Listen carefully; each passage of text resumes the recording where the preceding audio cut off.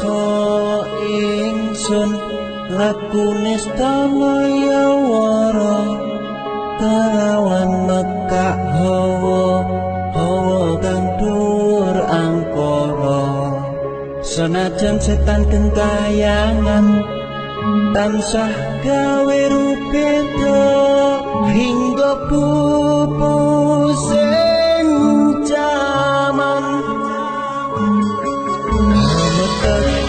ingsun nyirap keniwi samarga matur hardaning ponco sampeyan kula sing netra kembaran sukawulasan ingkang paring kamulyan Sang Hyang Jati Pangeran jiwaku kagum samudra kebunto menyelakan tumuju dhateng Gusti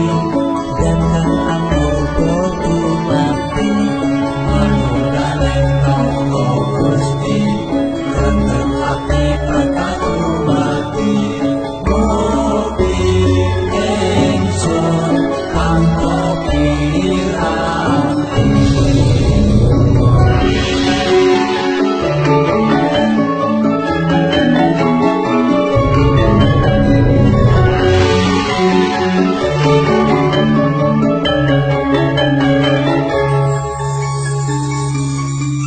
sumebyar ing sukma madu sarining perwita maneka warna prada bangun praja sampurna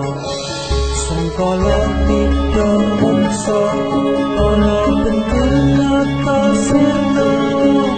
yang sing rasa mardika mugia den setya pusaka kalima sada yati dadi mustika sajroning jiwa raga bejo mulya waskita dinaya panglaksana biar manten sikra ampun sudung tutung tentang isa panulung kakangnya sembunyi dadar ing wayang-wayang sambil foto sembodo riyoto makan sewu kartika datang lalu kalau sepu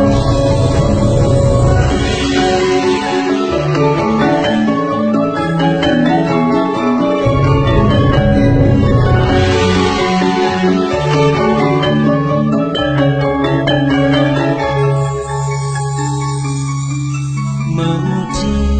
ingsun kanthi suwita linuhung segara gandha arum surep dupa kumelun dinulah nian ingsun hangidung saka kandur tahing Sang Hyang Agung rembesing tresno tandha luhing netra rasa rasaning ati kadya tirta kang suci kawistara japa mantra kondang dadi pepadang balilah